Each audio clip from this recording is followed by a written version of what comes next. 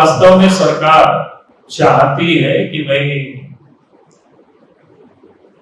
Police दोषी नहीं है और उसमें सरकार की कहीं भी कोई इन्वॉल्वमेंट नहीं है, तो फिर सीबीआई जांच उसे सरकार को भागनी नहीं। वहां जब लोग गए, पब्लिक भी गए और मीडिया के लोग भी गए, तो वहां कोई खून के धब्बे भी नहीं थे।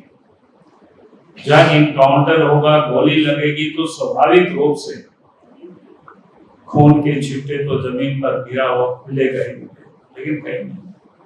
इससे बिल्कुल साफ होता है कि उनकी हत्या कर दी गई, वहां उनको फेंका गया और फेंकते समय उनको गोली मार दिया गया, क्योंकि बुलेट कहां से निकलेगा, पहले ही मारे हुए थे। इन दो मुद्दों को लेकर भारतीय जनता पार्टी ने तय किया है 11 सितंबर को झारखंड के सभी प्रखंड मुख्यालयों पर प्रदर्शन किया जाएगा और वीडियो के माध्यम से राज्य के महामहिम राज्यपाल को ज्ञापन सौंपा जाएगा। आप सब लोगों के ध्यान में है कि पिछले दिनों जब विधानसभा के सत्र चल रहा है, तो दो मुद्दों को लेकर के सदन में भी हम सब ने लगातार विषय उठाया है और उस समय भी हमने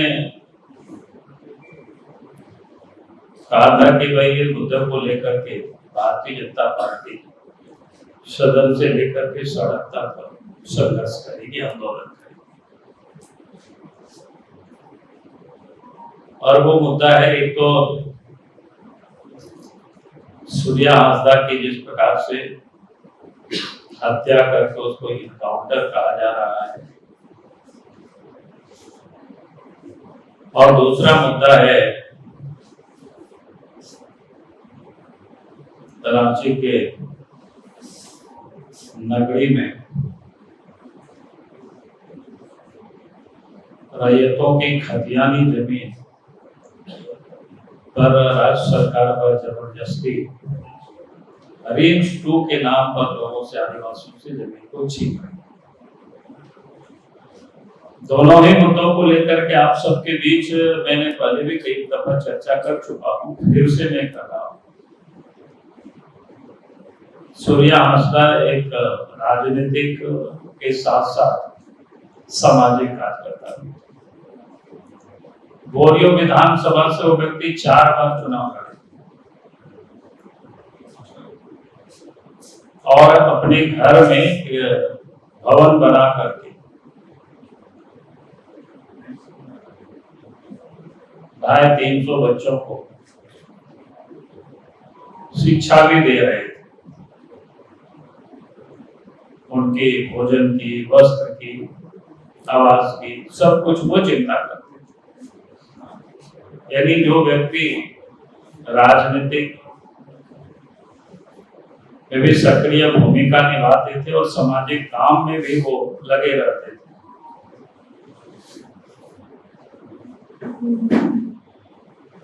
और आज की तारीख में हम सबको पता है कि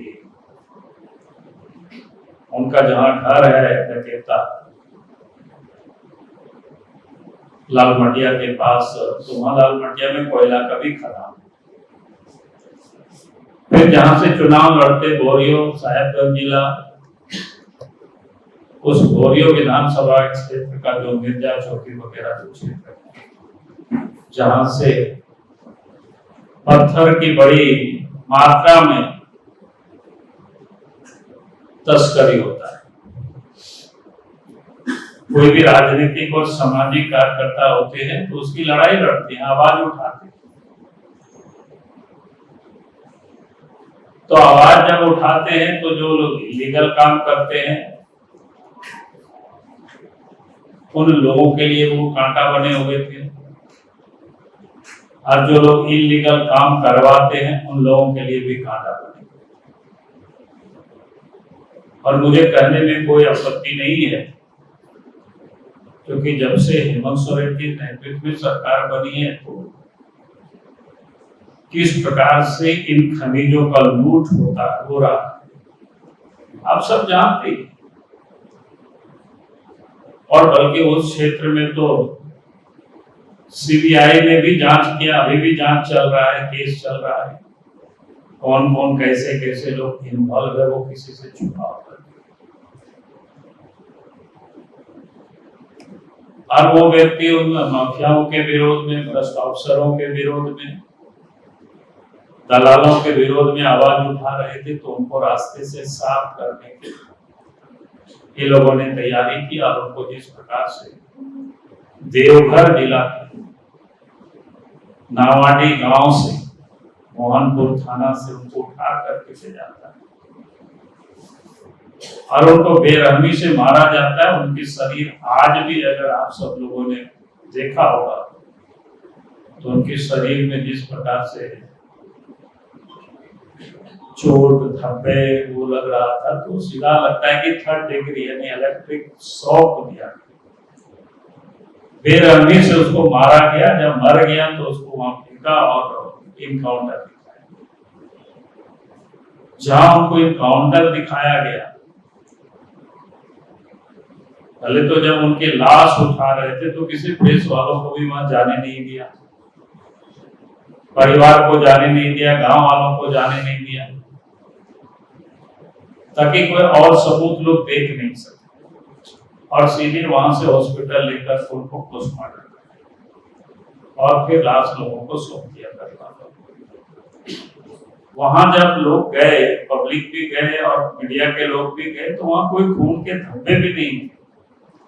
जब इनकाउंटर होगा, गोली लगेगी, तो स्वाभाविक रूप से खून के छिट्टे तो जमीन पर गिरा हुआ मिलेगा ही, लेकिन कहीं नहीं। इससे बिल्कुल साफ होता है कि उनकी हत्या कर दी गई, वहां उनको फेंका गया और फेंकते समय उनको गोली मार दिया गया, क्योंकि ब्लड कहां से निकलेगा, पहले ही मारे हुए थे। सत्ता में बैठे हुए लोग कहते वो अपराधी थे, तो उनके ऊपर जहां 24 केस लोग बताते हैं, तो 14 केस पर वो जब समाप्त हो चुका था। 5 केस पर वो बेल आउट थे, 5 केस प्रोसेस में था, कोई उनके ऊपर वारंट नहीं था। एक होता कि वारंट है, वारंट में वो हाजिर नहीं हो रहे हैं, तब उसका भी प्रोसेस होता है, कुर्की जब्ती होता है। और फिर जहां उठाए तो वहां भी लोगों से शिनाख्त कराते, जहां गिरफ्तार किया कि मैं इनको इतना बजे यहाँ से गिरफ्तार करके ले जा, लेकिन कुछ भी पुलिस नहीं सब काम। तो मैं कह सकता हूं कि उनकी हत्या हुई, इसलिए हम सब लोगों ने विधानसभा में भी मांग की थी कि इसकी जांच सीबीआई होनी चाहिए। और वास्तव में सरकार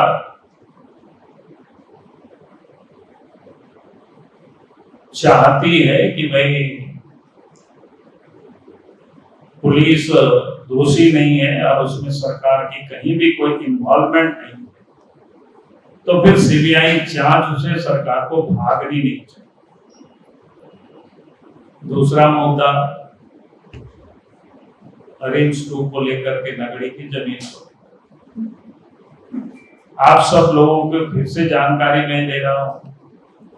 56-57 में बिहार सरकार उस जमीन को बिरसा कृषि विश्वविद्यालय के लिए एक्वायर कर दी। उस समय वहां के लोगों ने विरोध किया और विरोध इतना जोरदार था कि बिहार के मुख्यमंत्री उस समय के तत्कालीन जो मुख्यमंत्री थे बिहार, रांची आए और उस जमीन पर गए। जमीन को जब उन्होंने देखा, ये किसानों की खेती की जमीन है, और वहीं पर किसानों से कहा कि नहीं, इस जमीन को हम नहीं लेंगे, आप सब लोग खेती बाड़ी करो। और फिर लोग मालगुजारी देते रहे।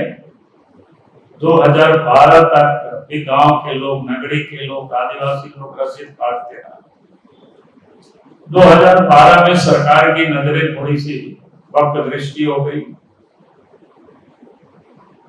IIM IIIT के लिए उस जमीन को अधिग्रहण करने की फिर सरकार ने सोचा, तो लोगों ने उस समय भी विरोध किया, जोरदार विरोध किया। और विरोध के परिणाम स्वरूप इस मुकदमा भी लोगों के ऊपर हुआ, लेकिन जमीन पर फिर सरकार नहीं कुछ कर पाई, लेकिन रसीद काटना बंद हो।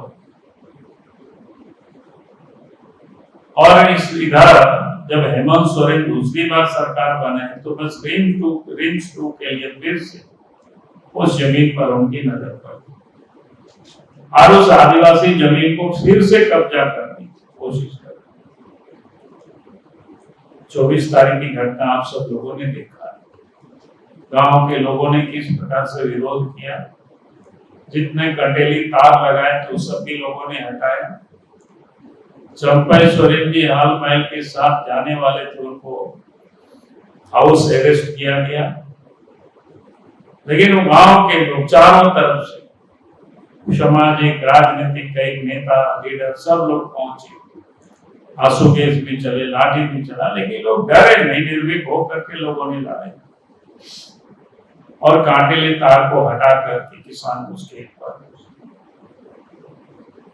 लेकिन विधिवत रूप से सरकार घोषणा नहीं किया। सरकार को घोषणा करना चाहिए कि भाई आप उस जमीन पर कोई निर्माण का काम किसानों को सुपुर्द करते। ये भारतीय जनता पार्टी सदन में भी मांग की थी, अब सड़क पर भी मांग कर। इन दो मुद्दों को लेकर भारतीय जनता पार्टी ने तय किया है 11 सितंबर को झारखंड के सभी प्रखंड मुख्यालयों पर प्रदर्शन किया जाएगा और वीडियो के माध्यम से राज्य के महामहिम राज्यपाल को ज्ञापन सौंपा जाएगा, जो कि यह आंदोलन आदिवासियों से जुड़ा हुआ है, गरीबों से जुड़ा हुआ है। एक तो सीबीआई की जांच और दूसरा जो इस जमीन में लोगों को बेदखल कर रहे हैं, सरकार हठधर्मिता छोड़े और लोगों को वापस। 11 सितंबर को झारखंड के सभी प्रखंड मुख्यालयों में प्रदर्शन होगा, मेमोरेंडम दिया जाएगा। उसके बाद भी सरकार इन मांगों को नहीं मानेगी तो आगे और हम सब लोग आंदोलन करेंगे, इसको लेकर के फिर हम लोग तय करेंगे।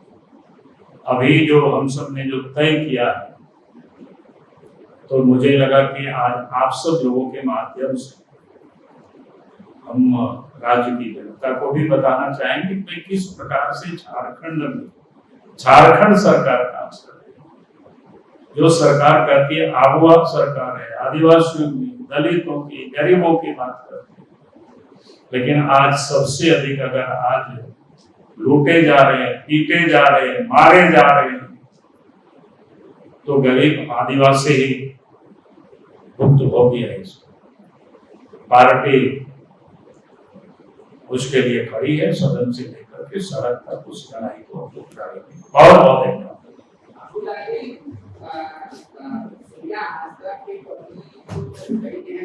सामने आइए पांडे जी।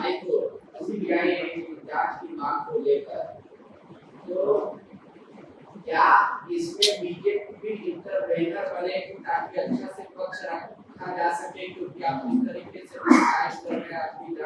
नहीं, बीजेपी तो हम जनता की अदालत में जा रहे हैं। बाकी कोई अगर व्यक्तिगत कोई करेगा तो हम नहीं कर सकते उस बारे में। बाकी आपने बताया कि उनकी पत्नी, उनकी माँ हाईकोर्ट गए, तो कोर्ट पालिका मामला को देखेगा, लेकिन हम एक राजनीतिक पार्टी, हमारा एक दायित्व बनता है कि कहीं अगर इस प्रकार की घटनाएं होती है, सरकार जबरदस्ती करती है, सरकार